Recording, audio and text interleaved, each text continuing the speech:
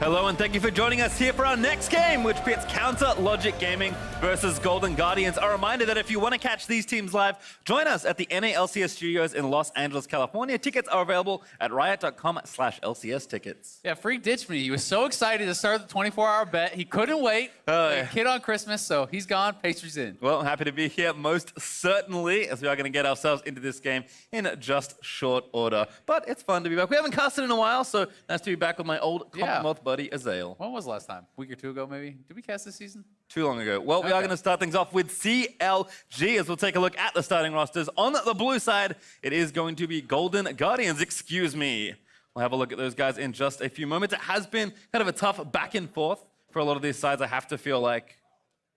Yeah, it really has. I mean, a lot of these teams have been having some ups and downs, and now we do have here's the lineup. I found him. In the top lane, it's Hunter. In the jungle, Contracts.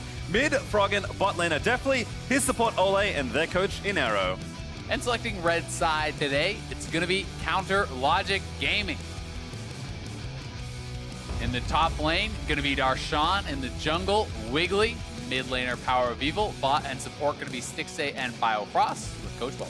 It does happen. Blue team, red side. Sometimes my brain does get confused. But yesterday, these mid laners did put up some notable performances for Power of Evil. He showed off his Kassadin, and Froggen posted another game on his well-known Anivia. Yeah, they had some successful games, and PoE is a guy who has been known for creative champion picks, creative champion builds as well, and was massive yesterday on the Kassadin. They had a scaling comp, they got early kills at a great dragon fight, and really never looked back. Then on the other side of the table, you look at Froggen, and people have been criticizing him for only looking good on specific comfort picks. But the question comes, is that a problem? And I don't think it is, as long as he has enough left in his bag of tricks, right? He's shown us the Karthus, he's shown us the Anivia, but he's got to be wary of Power of Evil, who is a guy who's going to be on red side. They chose it for this match, and he's going to have the opportunity to counterpick Froggen. So maybe some of these niche picks could get punished. And outside of the mid lane, CLG has shown that they also have a solid supporting cast around them. Yeah, they've really decided on what sort of style they want to play. They're looking for team fights, they're looking for 5v5 late game, and that requires Darshan and Wiggly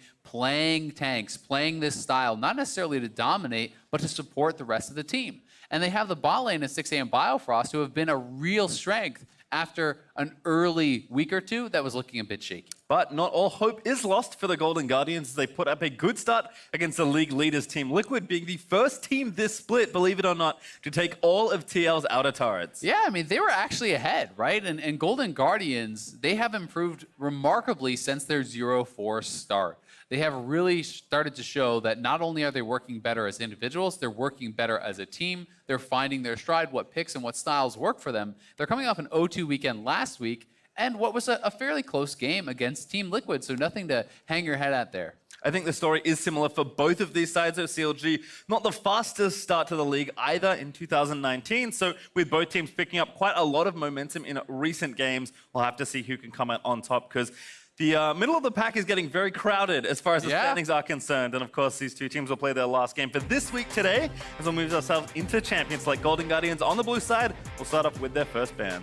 And CLG are looking to separate themselves from that pack, right? They are now sitting tied for third with FlyQuest, and they would love to move up in the standings, to move up to sole possession of that top 3 spot, especially with how bad their first week looked, where Stixay even came out in an interview and said, we're clearly the worst team in the league in week 1, and that they feel that they have improved remarkably since then. So we'll see if they can continue that climb. It's been a while since CLG fans really have had something to be super excited about, to really feel like their team can challenge for the top of the table. And a win here today puts CLG in third. At the very least, they're going to remain tied for that, which is an exciting place for that team to be. Certainly is, given all the rebuilding that team has done, but bans are almost done here in the first phase. Ezreal, Olaf, and Sion there for the Golden Guardians, and Draven, Lucian with 10 seconds for Counter Logic Gaming's last one.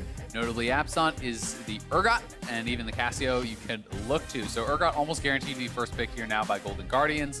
If you give that over, you have to assume that Counter Logic Gaming is ready with an answer. We'll see what that answer may be.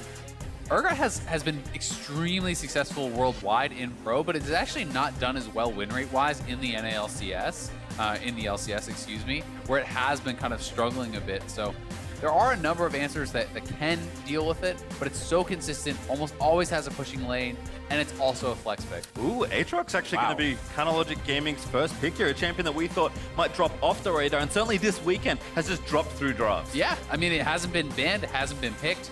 I am of the opinion that this champion has really kind of been put in the dumpster with this last patch changes. Not being able to have the double dash actually for comboing your Qs was such a huge hit, because now it is a shorter cooldown on your dash, but you do not ever have two saved up. So you cannot do the Q knockup into a Q dash and another Q dash to essentially hit confirm your 3 combo there. But we'll see if Darshan can actually really make it work. I think especially the playmaking is affected more heavily. Your laning can still be fairly solid, but he may prove me wrong here and show that Aatrox can still be a threat. Certainly a matchup we've seen a lot there in the top lane, if that's where they choose to go. Gragas for CLG, a classic, of course, there for Wiggly. And Ash, seen a lot of her this weekend, is going to be locked in for Def League. Again, we talked about it last game, but it is another form of engage coming out of the bot lane. These teams want multiple forms of engage, and also one of the most underrated parts about the kit really is the vision that Hawkshot gives you. When you watch some of the best Ashe players, they're constantly finding the jungler with their Hawkshot, being able to track that, which is giving freedom to the rest of the map to play more aggressively, and also giving their jungler agency to counter jungle, to be in the right spot to counter gank, and really to have all of those advantages. Well, again, with all the changes on 9-3 as far as itemization goes, we've seen a lot more crit 80 carries. Sivir is going to be locked in here for 6A, certainly a good scaling pick. Kind of fits into the wheelhouse that CLG have been running. 100% expecting Golden Guardians to ban Tahm Kench. I think that is almost a must ban when you're playing fresh Ashe in the bot lane. I really do not think you want to give over that pick. Alistar going to be taken away, but if they leave it up, I would be really, really surprised. Yes, Sivir does have a spell shield, but having the Tahm Kench on top of that is going to make it extremely difficult to actually attack this champion. Not just the Sivir as well. Also, it is going to be about those mid-game team fights when Ashe is trying to look for picks with that engage. Karthus ban though, yep. Kind of expected against Frog, and I wonder if he'll eat another target ban here, but we'll have to find out. Zac ban instead. Zac makes a lot of sense. You know, it is a tank jungler that is very strong in the meta, something that can actually have another long form range of engage. The Anivia also, I would be interested if that they're trying to kind of bait that out, because I have seen Kassadins do very, very well, actually, into Anivia. We saw Power of Evil doing exceptionally well on the Kassadin yesterday. He does have last pick here again today. The Force Pulse, the Kassadin Q, actually interrupts the channel of the Anivia ultimate, making it very difficult to actually have that out for any consistent amount of time. So, could be something that they're looking for, but Froggen doesn't have to go there. He does have some more unique picks in the bag.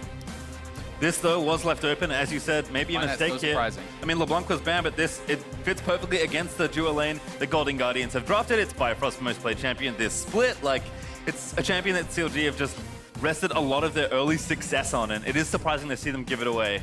That being said, what they do with this, you know, by taking away the Alistar, is they are limiting the engage, obviously, on the side of Counter Logic Gaming. Yes, there is Sivir ultimate to speed you up. There is the Gragas engage, but Aatrox engage is not really much of anything, right? This is kind of getting them into one of these situations where we've seen teams flounder, where even if with an advantage, they don't necessarily know how to close it out if they can't turn and force fights. So that even may force Power of Evil's hand to try to pick something that does have some additional engage, such as the Lysandra or something along those lines. Well, we'll see what Golden Guardians do lock in. They have Lee Sin here for contracts, and they will finish with Orianna. So a very safe blind pick champion here for Froggen. Kind of just saying, hey, Power of Evil, let's farm it out. Power I don't want to get baited, so. But I want that Zed. Maybe we saw it in Europe. It was popping off. I hope we're going to get it. I think Biofrost is probably just playing with my emotions. That sounds like Biofrost as we move things around. You could go for a 1-3-1 style comp if you did want to go for it. Ahri can do similar things. Syndra, much more of a standard pick. I do think that their composition is somewhat low on engage. It is really just all about the Gragas. If you can deny that, it is going to be tough for them to get in. But with the Sivir ultimate, the Gragas flying in, they are going to have some ability there. Tahm Kench also going to give them more of an opportunity to actually answer in some of these side lanes if we do see Haunter trying to play in those side lanes to that style of the map. On the other side for Golden Guardians, they have multiple forms of engage. They have very clear team fight power. You have the Orianna. Contracts can fly in on the Lee Sin. Shockwave plus the Orianna combo. Haunter to cut through someone with that ultimate. And I think that they have a very well-rounded team composition. Yep, for all the unique stuff we've seen so far this weekend. This is a very safe and stable draft for both sides, but again, a pretty crucial game as Golden Guardians are continuing to try and find wins after the early setback here, and CLG would love to try and claim that third. Coaches will shake hands. We'll see what happens. I'm a little upset that Power of Evil and Froggen are playing very standard champions, but they have been playing for a long time, so this is a matchup they'll know very well.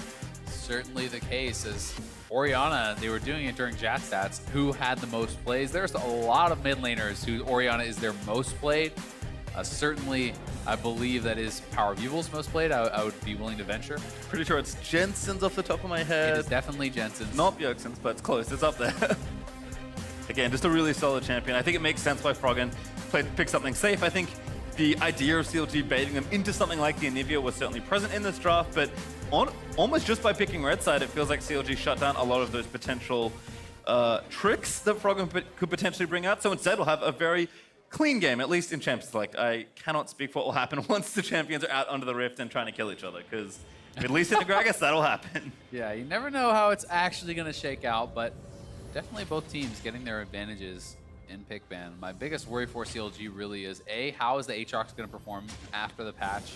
And B, do they have enough consistent engage to actually be able to force fights and close out if they do get an advantage? And for the side of the Golden Guardians, I think most people, if they lose this game, are going to be really wondering about the lack of the Tahm Kench ban, because that just seems like such an easy way to shut down both the Ashe. That's kind of sick. I mean, he's taking the soul of the frog. The catfish just has to watch in horror as his brethren is being tortured time and time again. Ole with the mind games early on. Bifrost just sits in the brush. And this is what I'm about to do to you. Can catch bigger fish than this. What about this bigger brother there? That's sick. Well, Bifrost's going to ward out, get the real bad news as he confirms that Ole has been, in fact, conjuring frog demons in the river. But other than that, a very safe and stable level 1. So teams will just spread out. Haunter's dancing in the pixel brush. Wiggly, though, is going to start on the red side, and looks like the same as for Contracts. So we'll see where those junglers end up after their early pathing. Yeah, both guys not going to be getting a leash. These top side start here for Wiggly. A lot of options for him as far as where he wants to go. We'll see how much focus he's actually going to put on trying to get Darshan ahead, who has gone for a fairly heavy lane style lane setup. Anytime I look at Comet as the choice for an Aatrox, I really do think that's almost exclusively about lane. Yes, it is adding some power later on, but this is very similar to kind of the style we used to see where Camille would go into range matchups, do a leg sweep max and try to poke them down. We'll see how effective it can be, though, as it's much more difficult to actually consistently land the sweet spots without the double dash. Yeah, you can see Ole, though, already took a lot of pain from Boomerang Blade, plus a few tongue lashes there. So thankfully, Ashe's range is letting them zone out 6 and Bio. So Golden Guardians have initiative in the lane for now, but looks like Ole had to go through all his potions. So see if maybe Wiggly or someone else wants to visit. As mid lane also pushing, PoE will quickly dispatch of those minions, as it looks like Contract wants the crab on the right-hand side, so Wiggly will just move down to trade. Yeah, and one of the reasons you may be wondering, well, why is the Urgot getting pushed in here? And this is almost guaranteed to be a conscious choice for Haunter. He knows his jungler started on the bottom side of the map, so he does not want to be out by the turret, or that would have been a level 2 gank from Wiggly probably killing him, right? So as a result, he's going to try to play it safer. He's going to try to only last hit and not actually push out, allow the minion wave to come to him, and this is just a small thing that he is doing that is keeping him safe from what could have otherwise been a very easy game. It's interesting to see that junglers have decided to move into the enemy blue side, so we'll split the map for now as Darshan going to get a bit more aggressive perhaps here as the 2v2 is covered on the other side for CLG. Oh, God. It's a good lock on though, and Darshan eats the wrong end of that trade. Yeah, that hurts. Darshan used his dash actually to be able to hit the first Q, but then you're not going to have it to actually reposition the second or the third Q, so Haunter takes his time and decides to go in on that opportunity. See bot lane continuing to shove here though, definitely just trying to play up and aggressive as best he can. Minion lead isn't too much, it's almost away for Deathly, but that should be equalized as 6 and Bio eventually get this farm. Yeah, there's about 4 extra CS for him to pick up there, so shouldn't be too big of a deal. And generally speaking, I think this lane evens out more once items and levels come through for the Sivir, and you can really start to get to that stage where you can instantly be clearing out waves. In the early stages, your QW is not nearly enough to actually just fully knock down that wave, so Ashe has more of an ability to kind of hold the wave, harass you with that W, with the volley, and try to use for additional range to really punish. Yep, certainly haven't seen too much aggression from the CLG bot lane. They've been more of the kind of late game insurance in a lot of ways. Lots of time Kent for Bifrost, lots of Ezreal, and now Civic here for Stixxay, who has been a player, even Jinx yesterday for him. Certainly leaning on more of his kind of initial strength he showed when he entered the league. He's just so good in the late game team fights and leaving a lot of the early game up to Darshan in this case and someone like Power of Evil as well.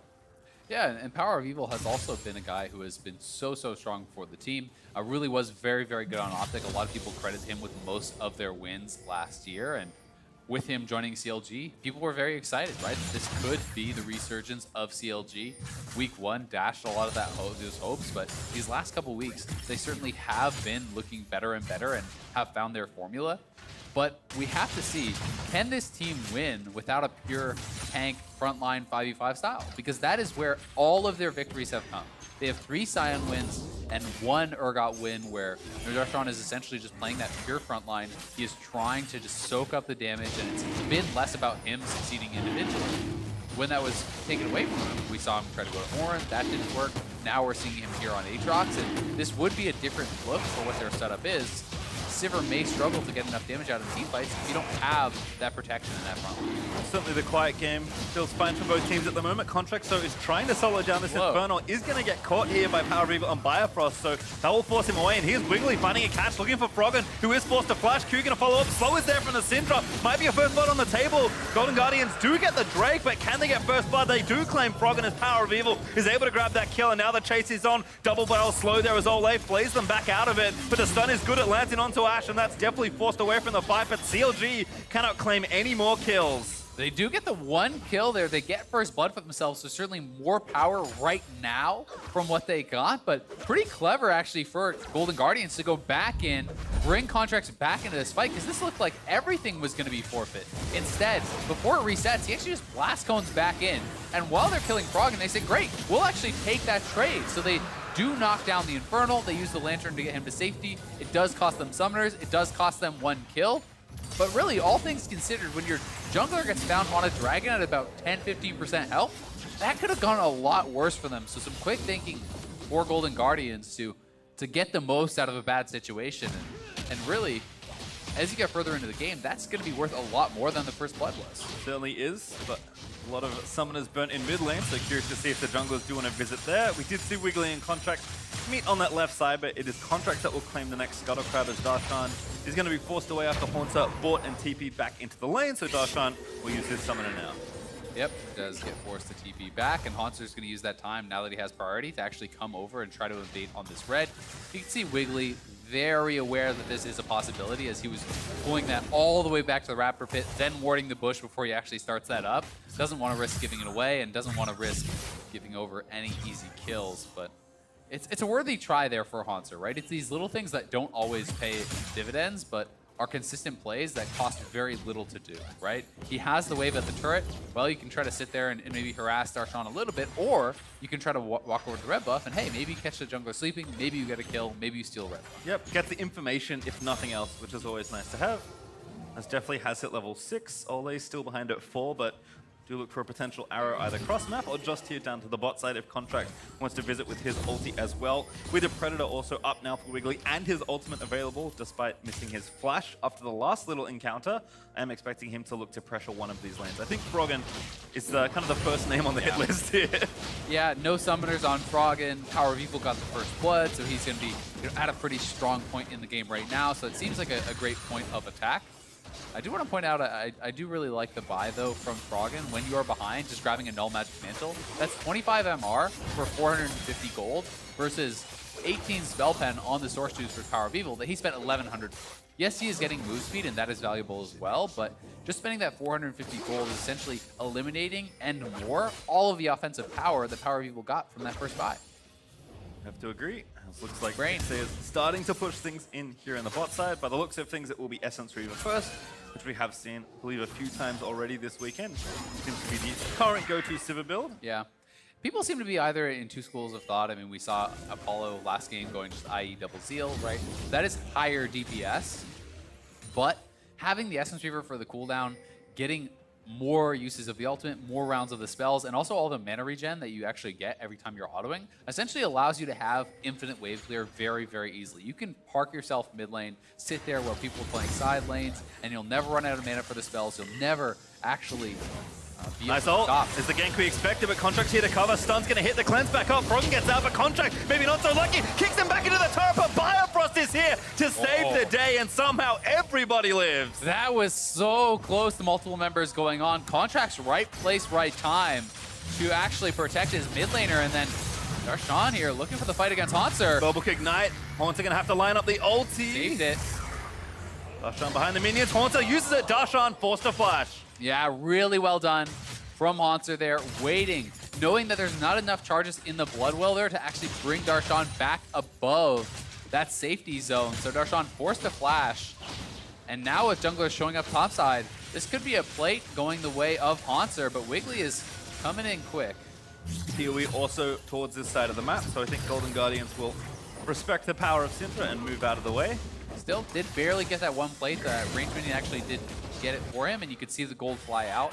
The range is actually very surprising on the turret plates. You can be almost all the way back in those bushes and still do get credit for that. So Haunts are going to be feeling pretty good about his situation. And if you are losing that lane phase straight up to the Aatrox, or sorry, for the Aatrox at this point in the game, I think it's going to be difficult for Darshan to perform in team fights where that is where the nerfs I think are most heavy. For Aatrox. Yep, he's going to have to go back. I don't think he's ready to complete his first item, but I'll wait to be surprised. Sponsors actually stayed to push in yet another wave, so continuing to grow a pretty significant CS lead, up about 20 at this stage as Dixate pops that spell shield, but the hook does not land from Ole. It's going to be Blade of the Ruined King first here for Deathly, which is what we've seen for practically every Ashe. Yeah, there's been a lot of different schools of thought, and I like to see the differences, right? Because there are multiple choices that do make sense, right? Essence Reaver first on server can make sense, IE can make sense. Same thing with Ashe, you can go Blade of the Ruined King or just straight up Russian IE. It's different forms of power, and both really do offer something pretty unique. No hook there from Ole. And the game is going to continue at this very quiet pace. This is kind of what I expect from most of my CLG games. They've been a very deliberate team. Golden Guardians have found more success in the early game, but I think at least maybe against this particular opponent, don't feel too much pressure to do a lot right now. Maybe play a bit more reactively or set something up here as Froggen with the blue buff is feeling a little stronger now that his summoners are back and available. Yeah, having that flashback certainly going to make him a lot more confident against any impending Wiggly ganks.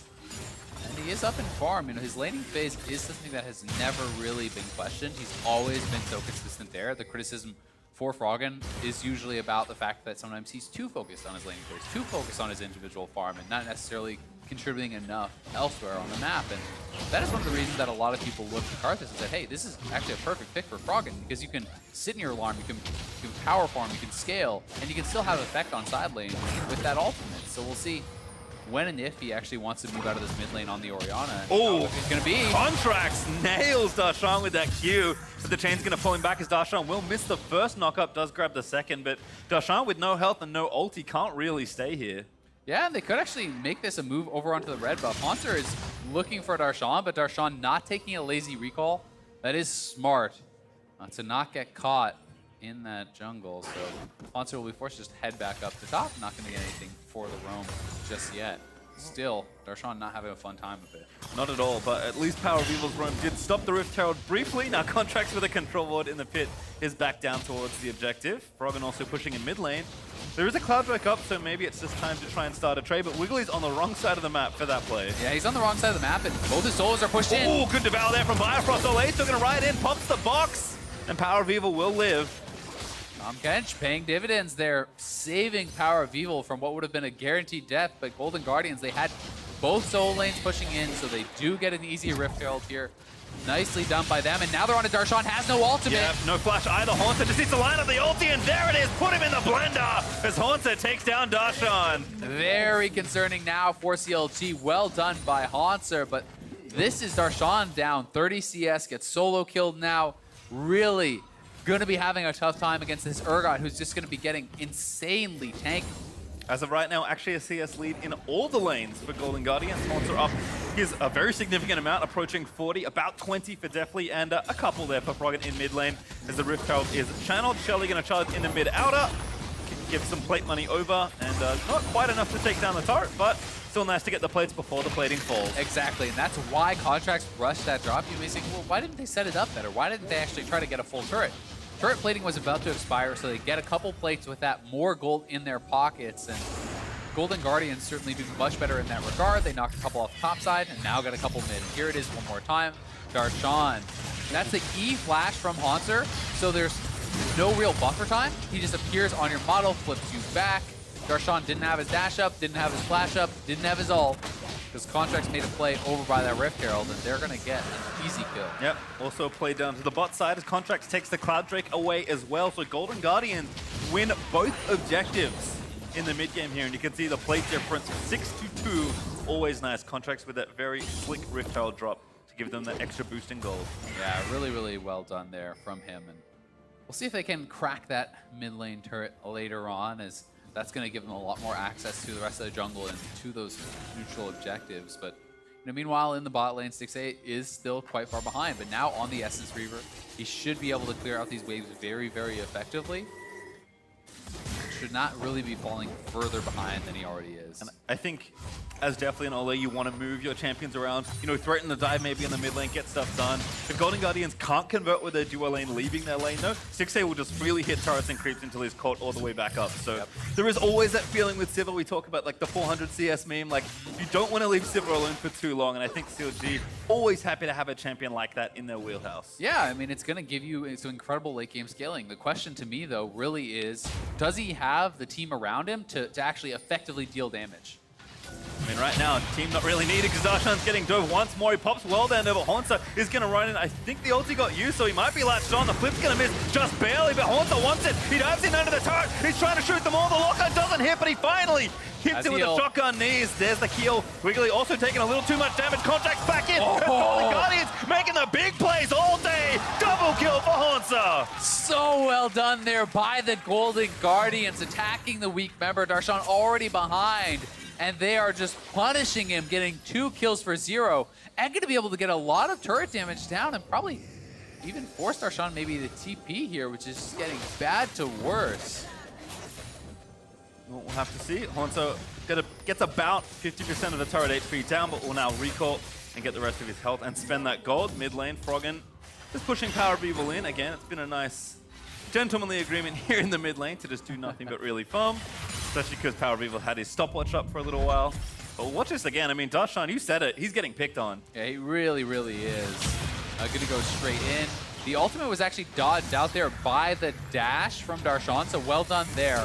But they have enough damage here, they feel, to dive. Then Haunter going in.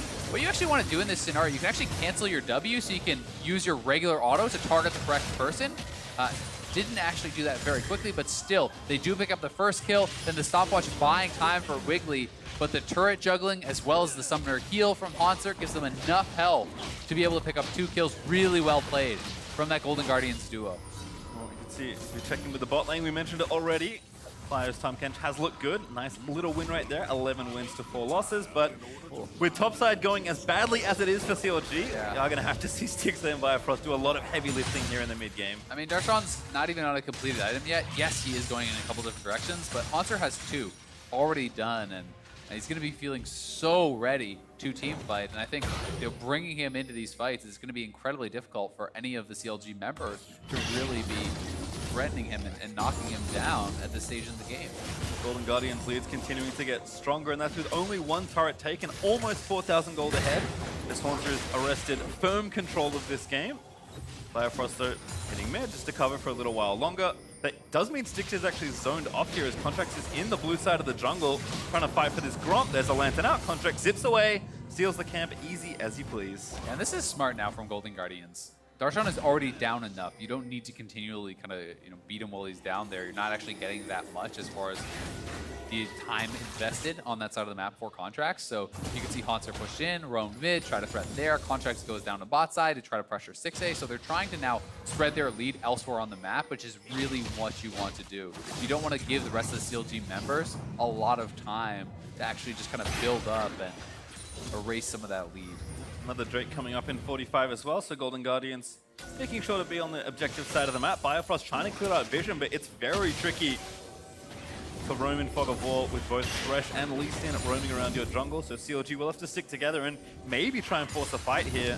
It's tough to give up much more from this point, even though CLG are comfortable scaling and playing longer games as we've seen. Certainly falling further behind is something no team wants to be under. Yeah, they definitely don't, but I don't think that the Cloud Dragon is where they'll decide to make their stand. You know, Sivir's not even on 2 items just yet. You have a top laner who's massively behind. I think this is a very dangerous time to take a fight, especially against some of the champions that I think are online more quickly on the side of the Golden Guardians, as they are fishing for power of evil. All the CC, just throw it out there. Yeah, pushing them off, right? Just shoves them off the turret, even just the threat of it, and they knock down the mid lane turret. So really well done here from Golden Guardians. And now it's down to the Dragon, over to the blue buff, and they're going to try to rotate this pressure around, take away as much as they possibly can, and eventually threaten for that bot lane turret here too. And Contracts did use his smite, so it looks like maybe they'll just delay the take of that Drake for a short while and try and push the bot outer instead. Delphi and Ole happy to cruise down these minions. And looks like Golden Guardians are opting for a reset. But again, very solid, really methodical play here from the Golden Guardians, who have shown they're capable of getting leads, albeit small ones, against very strong teams yesterday against Team Liquid. This is significantly stronger lead versus very different opposition. So yeah. And that's what's concerning for CLG, because they've been in scenarios like this before, but they had a very different comp to deal with it, right? You know, they were in a situation against FlyQuest where they were down almost 7,000 gold, but they had Sion, and they had this big front line, and they had their team fighting comp around that, you know, with the Ezreal, Tahm Kench, and all these different pieces that were going to make it so that they should be able to win those late game 5v5s. I think they're in a much tougher situation this time around, but they still do have that Sivir, who is some late game insurance, and if 6A can stay safe and consistently be getting that damage out despite being short range, they could still take it. Oh, Battle Crab is won by Iron Chef Biofrost, as CLG do get that vision there on the left-hand side and are trying to pressure this mid-outer. It's all 5 actually here trying to knock this down. It does seem like Golden Guardians are slow enough to respond that they will have to give up this turret. Yep, nicely done there from CLG, battling back, taking something, but it is Golden Guardians pushing on the bottom side of the map. Should be the last turret going their way of the outers, as Hunter just getting further and further ahead, getting towards that stone plate where he's going to be absurdly tanky. And I think Haunter does deserve a lot of credit here. You know, Golden Guardians in general are a team with a lot of players where people are like, you know, are they good enough still? That's a big question you've asked of these players, that in some people's eyes, these players are a little washed up. I think for Haunter, his strongest look was always on TSM, playing those strong meta tanks or semi-tanks. Think of Gnar. Think of team fights as there's a TP in from Haunter. He's going to try and tip the balance once more. Stun lands. Bifrost Devour. Flash hook is going to miss from Ole. A good attempt from Golden Guardians, but it does fall short. Yep, power of the Tahm Kench. Biofrost, right place, right time. You'll notice he was sitting on Cleanse, so even if he got tagged by the arrow, he was still safe. So his positioning has been so good on the champion. It's one of the big reasons he has such a high win rate on it. He's always knowing where to be, and that is, you know, TP invested, the Ashe ult invested, Flash invested from Ole, all to try to make that happen, and it fizzles out very, very easily. But to your point, yes, certainly the critics of Golden Guardians are looking to some of these guys and saying, yeah, well, Ole won championships, but maybe he wasn't the best player on his team, or Haunter, you know, he was getting carried by Bjergsen, or whatever. Those are certainly some of the criticisms that people are throwing their way, but these guys are looking to prove them wrong, right? You know, Froggen talked about just wanting to play, just wanting to prove that he is still at this level, and I think all of these guys feel similarly. They're trying to show the league and the fans that no, they did deserve those championships. They are that caliber, and they can have the success with or without some of those other stars on the team. Yep, and I think for Haunter, this is the kind of game that moves it back in the other direction for you. I mean, his bounty is massive. It's a testament to how far ahead in this game he is. In general, Haunter was so good at taking over games, even on something like a tank. I think of his Maokai as a very famous pick when he was on TSM. 3SM. And he is so strong in this game that Golden Guardians, given this point, I think if they just play around their strong members and threaten this Baron, because that is kind of the mid-game test for them at this point, CLG are going to have a lot of trouble trying to play catch-up here. Yeah, definitely the case. And I mean, Haunter has had some good individual performances, certainly. I think more of the criticisms about Golden Guardians has been questions about their team play, right? Even if you think back to week 1, Haunter and the Vladimir getting big individual leads, but they were trying to do this 1-3-1 style where Haunter is split pushing, and the rest of the team was not really on the same page. Wiggly, Sivaralt there. Shockwave is going to follow in from Frog, and Contract's going to die back through, and they just take down Bio. Wiggly dead as well after the front lance from Deathly's arrow, and Darshan could not cancel, forced to flash into the Raptor pit instead. Yeah, and CLG may have just gifted Golden Guardians the opportunity to start up the Baron here as there's no jungler. Biofrost just got absolutely destroyed by Contracts there, going down without even being able to use the Grey Health. And I don't know that CLG can afford to just give up the Baron, but what chance do they really have of stealing it? I mean, they lost both their smites with the jungler and the Spellbook going down. Darshan going to be forced to burn the ulti as well as Throgon and Ole going to chase him down. DPS remains on the objective though for the Golden Guardians. Power of Evil and Stixxay will have to combine some bursts to try and steal it. But I just don't think they have it here. Contracts has his smite. He's been in this situation a lot. Should be an easy one, and Contracts cleanly takes away the objective. Yeah, Golden Guardians turning around the play off of a great shockwave from Froggen, and a really nice job by Contracts, and they get the Baron off of what was a CLG engage. It was them choosing the fight, feeling that they'd finally found an opportunity to go on the aggressive. Golden Guardians more than up to the challenge there. Now with a massive gold lead and the Baron buff this early on, you can look for that to explode. They should be able to clean out the rest of these outers. I mean, you hinted at the engage being somewhat one-dimensional. This is basically it for CLG. Yeah. It's cards on the table. Yep, I mean, they pop the Silver ult, they run straight in, but you're engaging on the support. Froggen's in a great spot over the wall, hits the shockwave, and Contracts just bursting them out. Definitely able to respond with his ultimate either, and Tahm Kench goes down without even being able to get the Grey Health off there. Those two kills, as you said, were both the smites with that Spellbook and their jungler going down. There was no way they were going to be able to really stop Golden Guardians.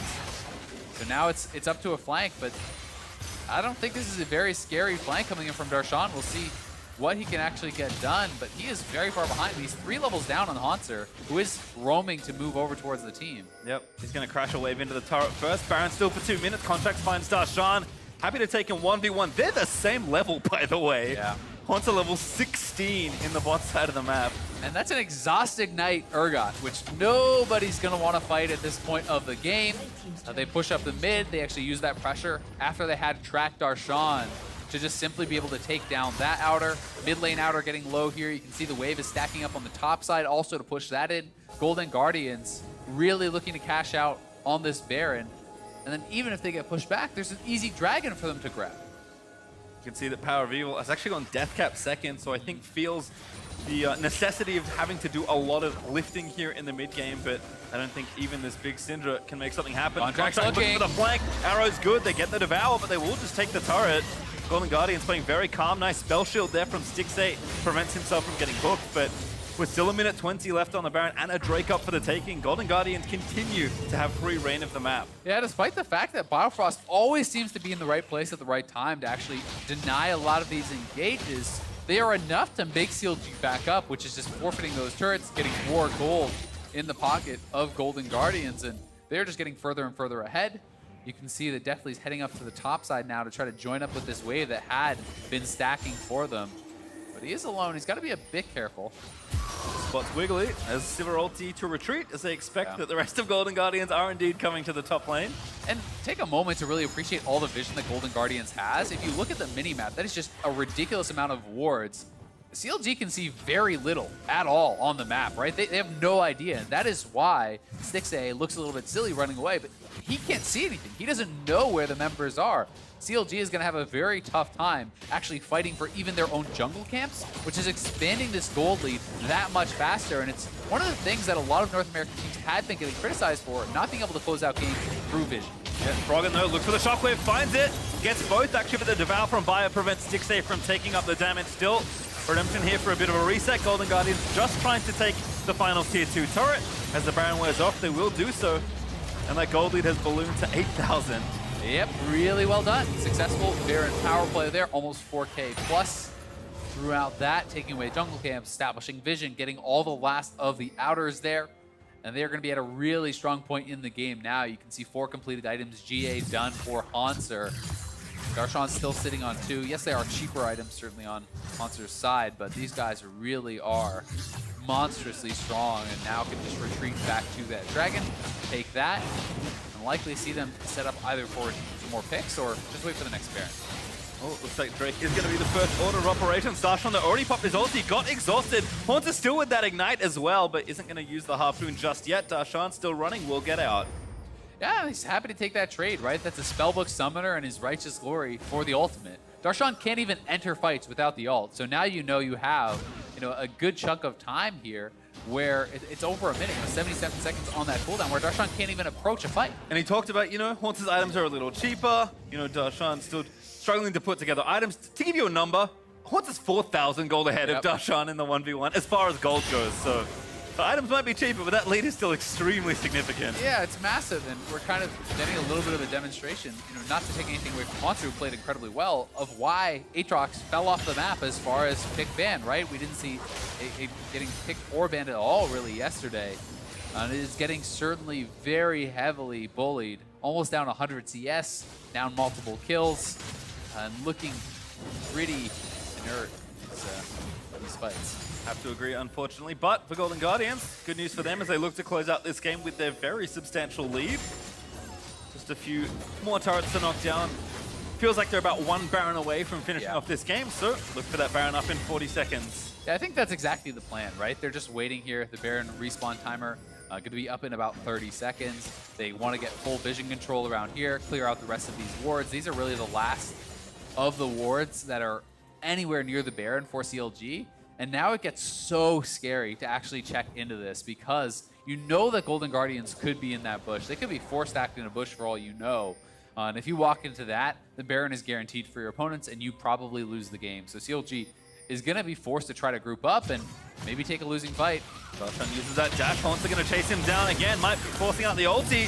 CLG, do they find this moment to try and fight? No, that's going to get a blend in for the Aatrox, but it will resurrect from World Ender still. A little too far forward. Arrow's going to hit Biofrost as Contracts does get the kill.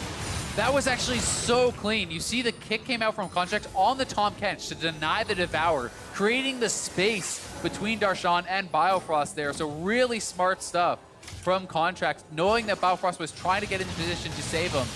And this is going to be a Baron that CLG feels they need to contest, but they do not have the tools to do it. Oh, good Devour again from Biofrost. That's Wiggly going to stay about half health. Contracts though tags in. Golden Guardians know they can fight if they need to. Hook is going to hit Stick but it lands onto a Spell Shield as Haunter and Contracts in trying to find a round. Looks for the Q on Stick but does not land it. Very well disengaged by CLG. They actually force Golden Guardians off the Baron because Golden Guardians tried to turn without Ash ultimate up, without a lot of their actual cooldowns available to engage. So they kind of half-assed the engage a little bit. And Contract, good stopwatch. There's the Lantern out as well. He's going to get out of the way. So that's Darshan, CLG forcing very heavily, but Haunter with a big flank.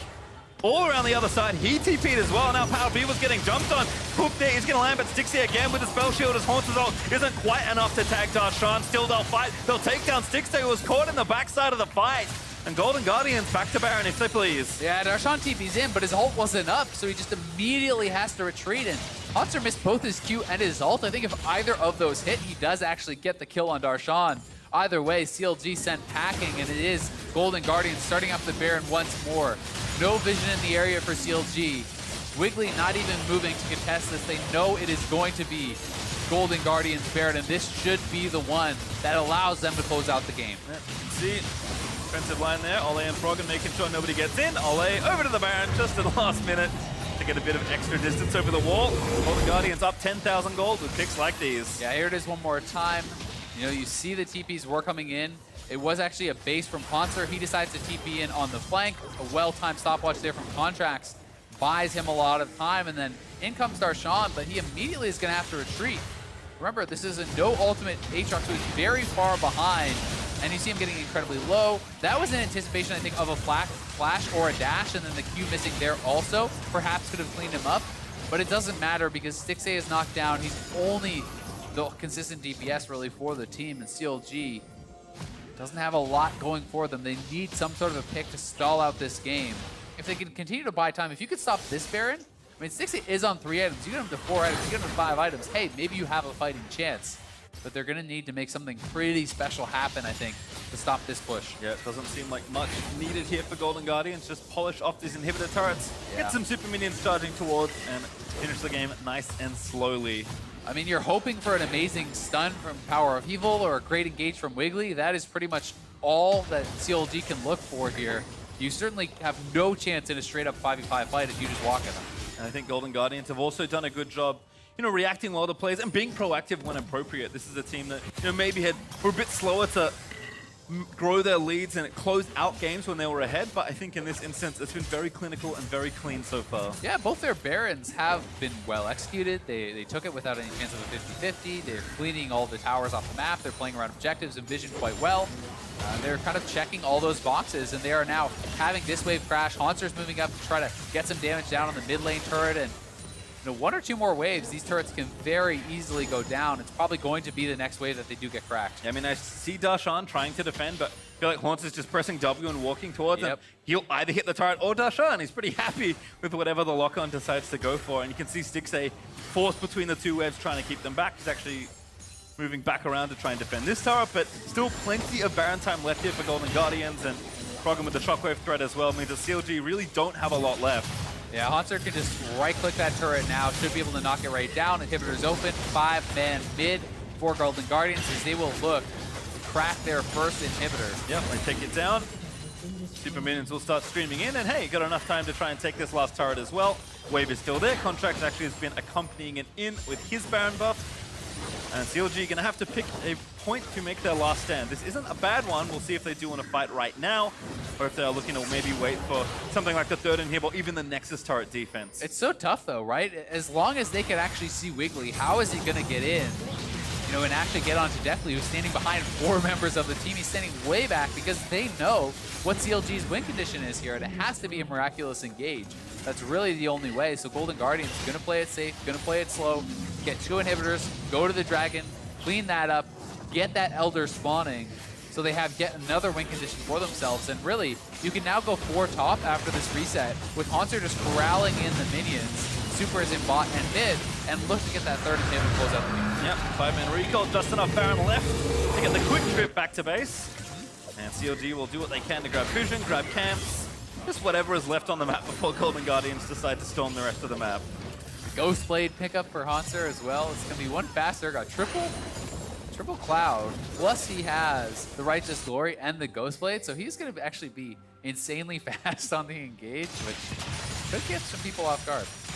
I mean, we saw he had to TP all the way in to find his way into the backline. Maybe now this is the way he gets in without having to use that summoner spell. Also Cleanse Ignite, because Spellbook will be is in fighting spirit for whatever happens next. And for CLG, again, that lack of vision.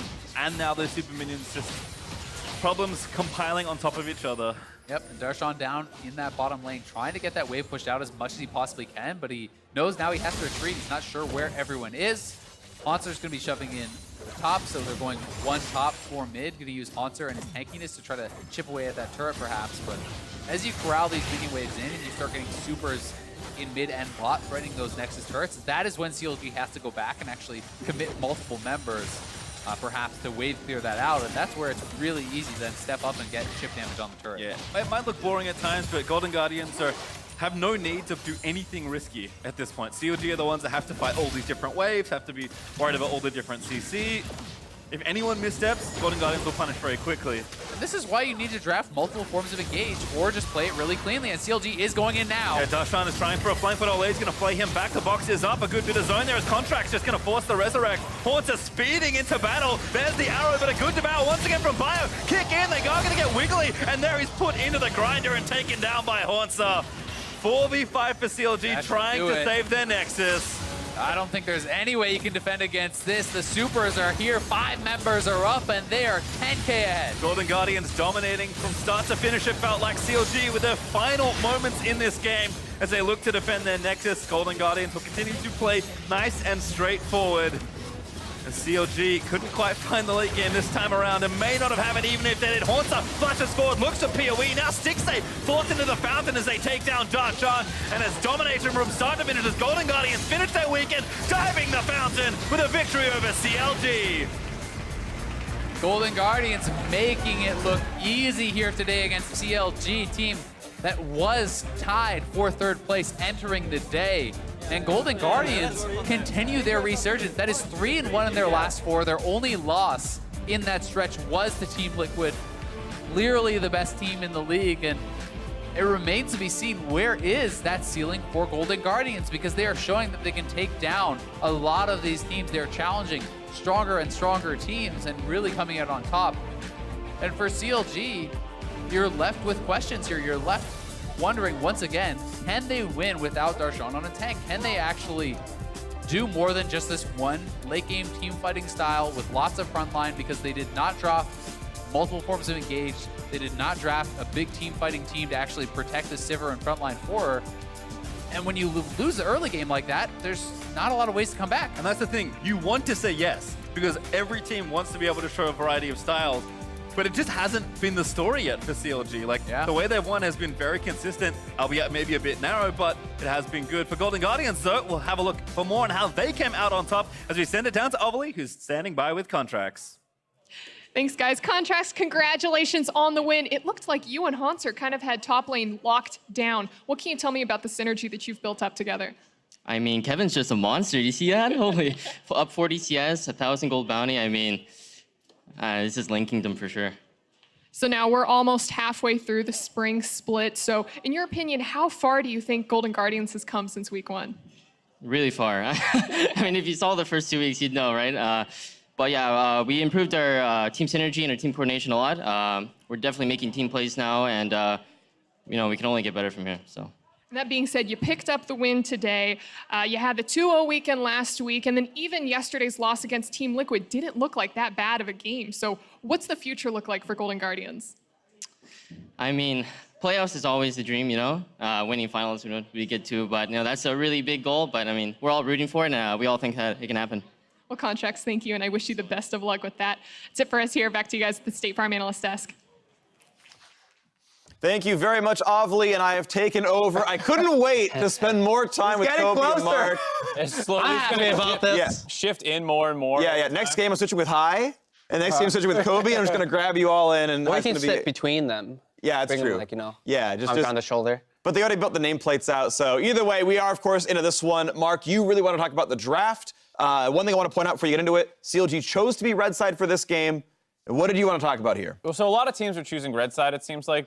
With the nerfs to the OPs, they think maybe counterpick's more valuable. I don't have a ton of problem with that. It's just that we've talked about how Darshan, what else does he have in his pool? He has the Urgot and the Scion. But in this instance, you're most concerned about him, and they spend more bans in the bot side, especially I'm looking at potentially the Draven as is that a necessity, as well as the Cassio. Do you really want to leave up Urgot as the only power pick left in this meta that you're leaving up for what is potentially your weakest point on the map to play into, and then you take a nerfed champion Aatrox into it, which I don't think stacks up that well, where it used to be a 50-50 matchup. So I have a big problem with what their game plan was heading into here, and I think Golden Guardians absolutely exploited it. And what's crazy is this took one ban, and first picking a champion that everyone first picks already, and they suddenly went topside. They didn't even grab jungler till second phase. Yeah. Like, this was ludicrous how much difference. Connor's talked about it in the interview. Lane Kingdom for Hanser.